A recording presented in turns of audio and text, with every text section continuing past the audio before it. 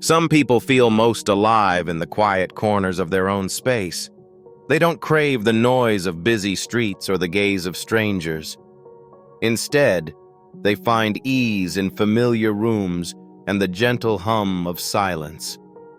To others, they might look like someone avoiding the world, but they are living life, simply in their own way. These people aren't running away from anything. They are moving closer to calm. There is real psychology behind this preference.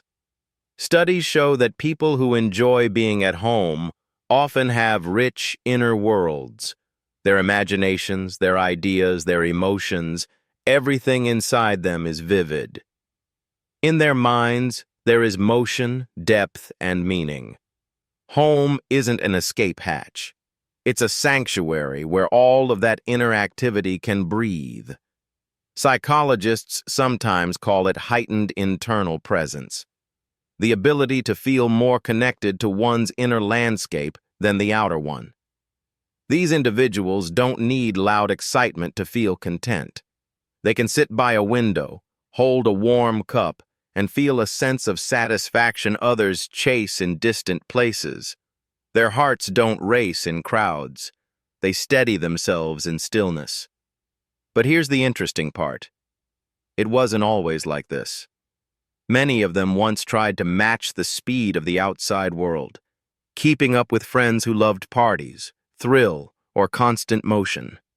And at some point, they discovered something. Their calmness wasn't a flaw. Their craving for solitude wasn't weakness. It was simply their truth. I remember the moment I realized this for myself.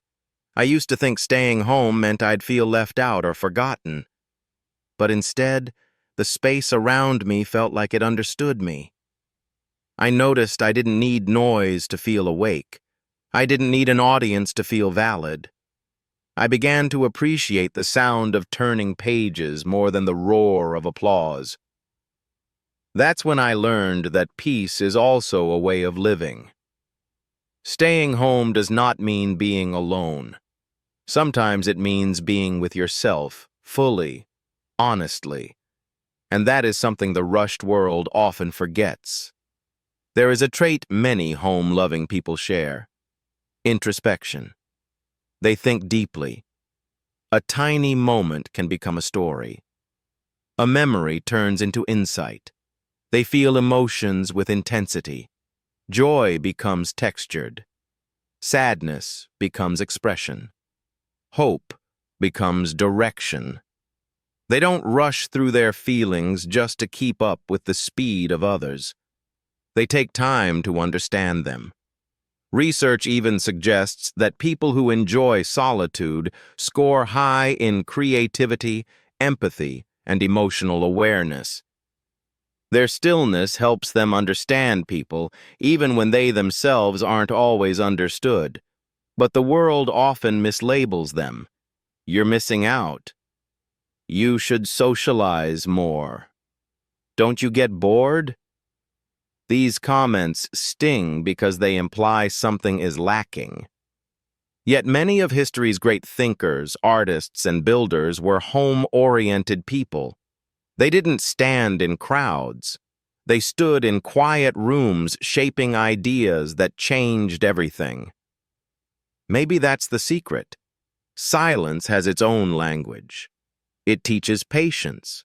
It teaches observation.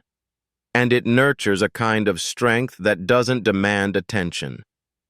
Still, here's a question worth asking.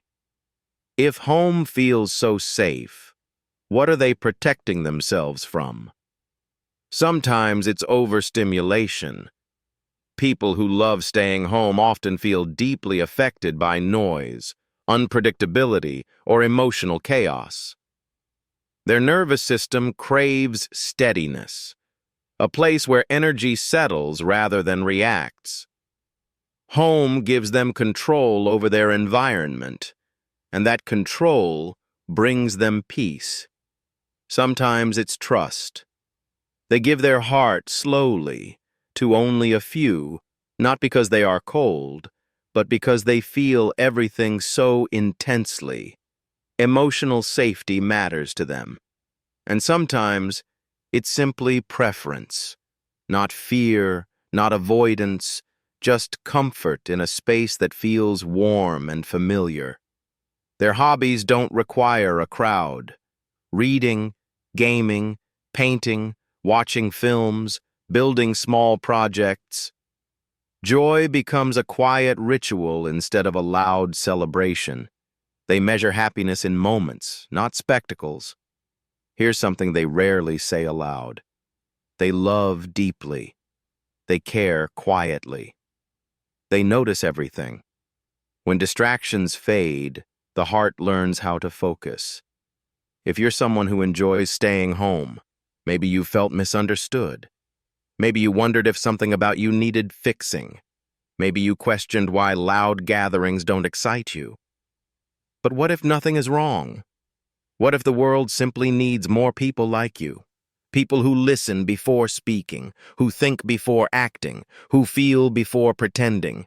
Let me shift from speaking about them to speaking as one of them. I once worried the world would forget me if I stayed inside too long. But then I noticed something. The world inside me was blooming. Thoughts sprouted like gardens. Ideas kept me awake more than any party ever did. I found meaning in the simplicity of my own space. And slowly, I learned that home is not walls. Home is a mindset. Now let me talk directly to you. Maybe you've always felt slightly different. Maybe your own company feels more nourishing than the noise of crowds. Maybe the world hasn't understood that part of you yet. But your quiet has power. Your silence has layers. Your solitude is a gift, not a burden. And if you stay with me, there's still something important to say. People who prefer being at home are not avoiding life. They are living it intentionally.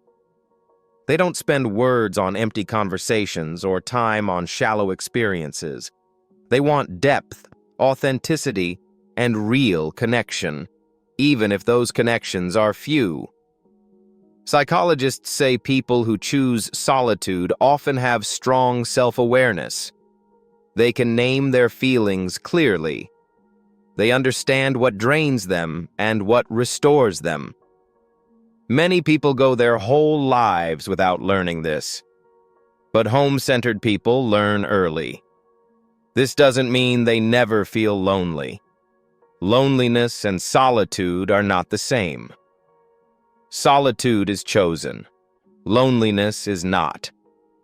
A person can feel lonely in a crowded room, but chosen solitude, that builds strength. Some days, staying home feels protective, a shield from a world demanding too much. Other days, it feels like freedom. Freedom to simply exist. Let's go deeper into the psychology behind this. Introversion versus energy regulation. Homebodies aren't always introverts. Even extroverts sometimes need the stability of home to recharge. It's less about personality and more about emotional energy, where it's restored and where it drains. Trust and vulnerability. They don't open up to everyone. They choose who is emotionally safe before letting someone into their world. Their hearts may seem guarded, but when they love fiercely. Complex inner life. Their mind is a workshop of imagination.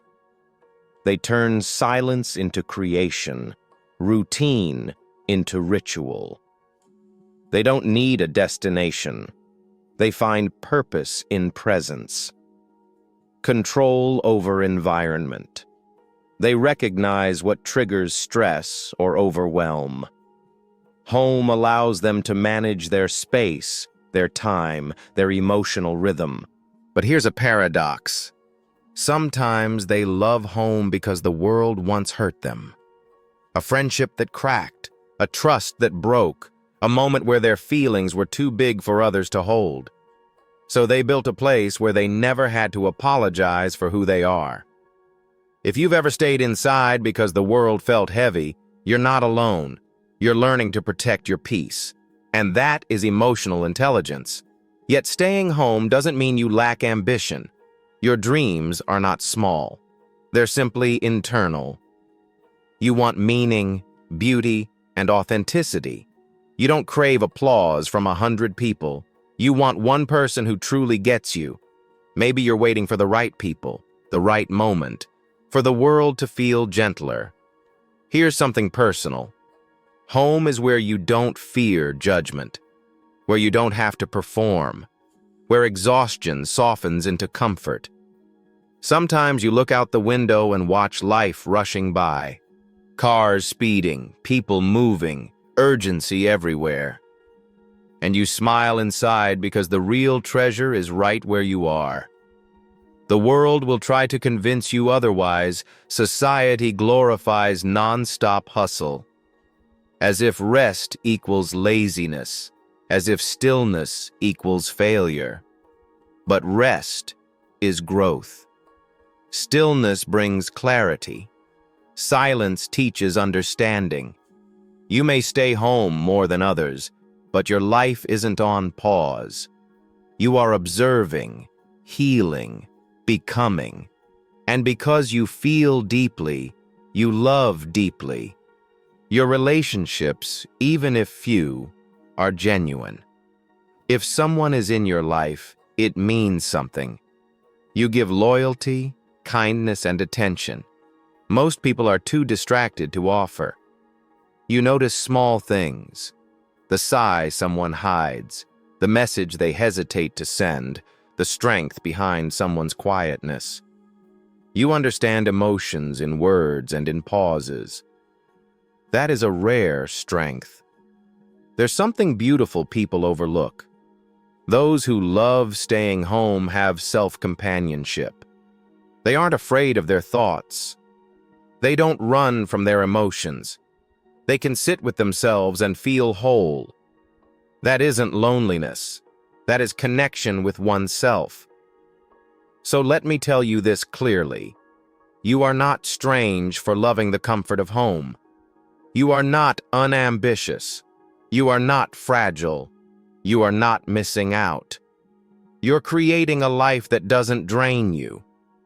And one day, when the moment is right, when the world feels a little more aligned with your heart, you will step out, not because you have to, but because you choose to. And that choice will make the outside world feel even more meaningful.